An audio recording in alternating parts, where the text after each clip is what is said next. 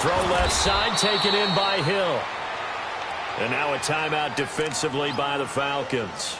It's just their first. They'll be down to 2 remaining as we step aside here in the fourth quarter. The Saints on third down. They've had a lot of chances, but not much success, converting only 3 times. This time it's 3rd and 3. Ready. We're waiting. Now Breeze. And that's complete. It's Watson. He had the touchdown earlier. This one's going to get him a first down. That was a route run not just with dexterity, but with intelligence. Found the hole in the zone, made sure the quarterback saw him, and was able to make the sure catch and flip the down marker back to 1. Kill. Here we go.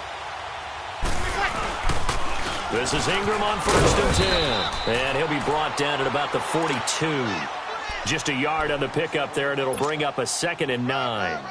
That gives him 98 yards in this game, and he's got to feel pretty good about that, but the entire offense does. The big thing, though, Brandon, they've got to get to 100, though. You think he knows he's at 98? I think someone has told him by now. And here's the thing. Getting to 100 or more is tangible evidence that you've had a nice day running the football, and that's what his offensive line wants for him and for themselves. Yeah, he's able to get most of what he needed on the carry there. 7 yards on the gain, and it's 3rd and 2 now.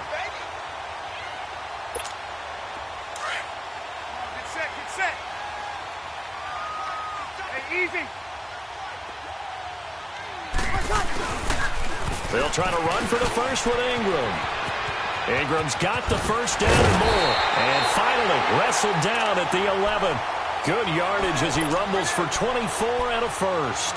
Do my eyes deceive me, or is he getting stronger as this game moves along? Burst seems just as good here in the fourth as it was way back in the first, doesn't it? I do believe someone put a lot of time in the offseason and continues to condition during the season in order to continue to carry the ball at this rate. Breeze now on first down. And incomplete. He dropped it in the end zone. Time for a break. This one, all over but the shouting. We'll finish it after this. So now 2nd and 10 after the incompletion on first down. Ready. We're waiting. 21. Here we go. Breeze again here on 2nd and 10. And he can't find anywhere to go with it. And he goes down. Khalil Mack in there to get him. And that's sack number 18 for him on the year.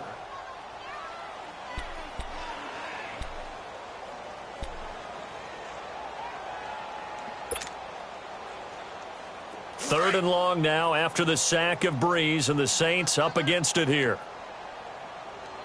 4 down. Check. Ready. We're waiting. A handoff. It's Mark Ingram.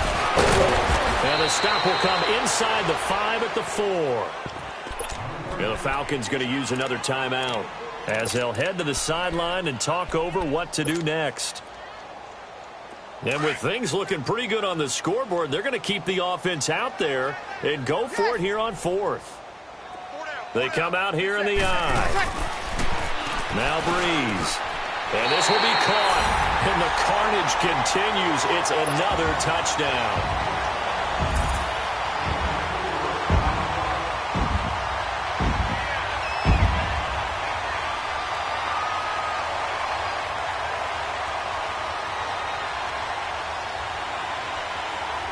Lutz will look to add the extra point.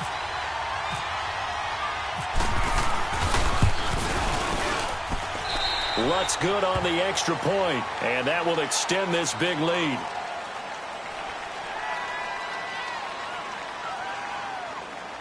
They're down here in the 4th, and that personal foul penalty is not going to help. No, in these types of situations, players will tell you that's extra intensity. From where we sit, it's actually frustration, not a good play. And this will not be returnable. It's out of the back of the end zone for a touchback.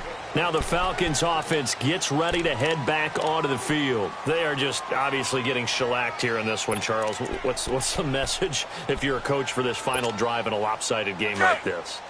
For a lot of coaches, be honest. Don't forget today. Don't forget what has happened out here. Yeah, use that as ammo going forward. Exactly. Take a great look at that scoreboard. Realize how poorly everything went for us today. And now here is another interception. Picked off by a former first-round pick, Patrick Robinson.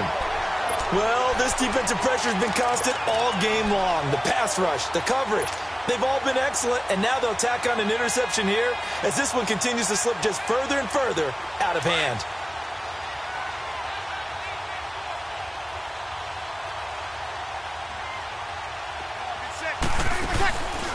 Bree's going to throw here. And incomplete on the deep ball. Cameron Meredith, the intended target. And that'll bring up second down.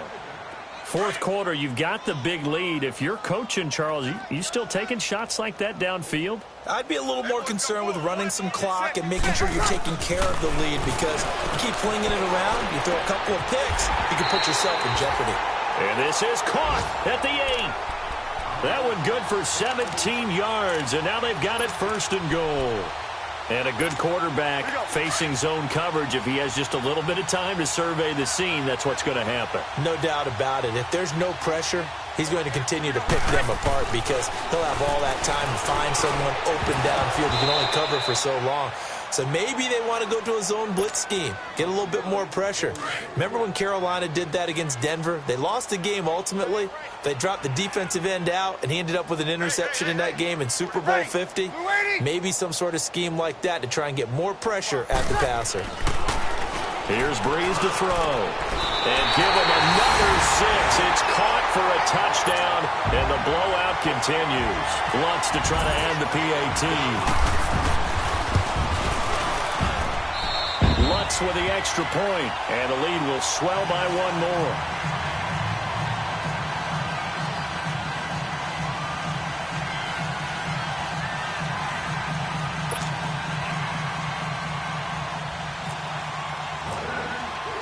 Lutz now to kick this one away.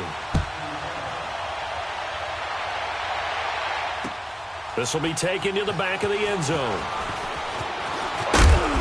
And he'll get across the 20 before he's brought down at about the 23-yard line. Now the Falcons offense, they get ready to head back out here. Let's just be frank. They're playing for pride at this point. That's all that's left, because victory, not a chance now. And I can't wait to see how they actually go about doing it, because there are a lot of people watching the body language of the guys on the field now, and if they call plays they want executed, they need to do that and do it really well. Otherwise, there could be repercussions.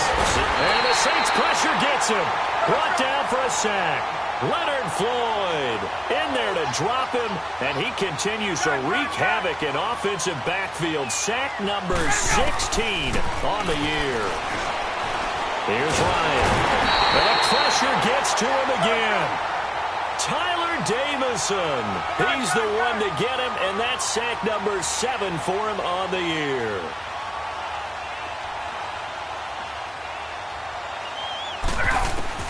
One last shot for Ryan. Flushed out right. Now a desperation throw deep downfield. That's caught inside the 20. So, Charles, are able to complete what so often seems to be elusive, a shutout in the NFL. And maybe what's fitting is they ended the game on the field, that defensive unit on the field. What an exclamation mark. And probably felt like they could go another 60 minutes without anyone putting points on the board against them. That's the confidence you gain throughout when you're pitching a shutout. And they're going to leave the stadium feeling like they're all 10 feet tall. So for New Orleans, they get win number 10 on the year as they move to 10-1. And now they get the weekend off as they get a little extra time to prepare to face the Dallas Cowboys. Meanwhile, for the Falcons, it's a loss that sets them back in their playoff push as they fall to 6-5. And they'll be at home for one next week as the Baltimore Ravens come to town.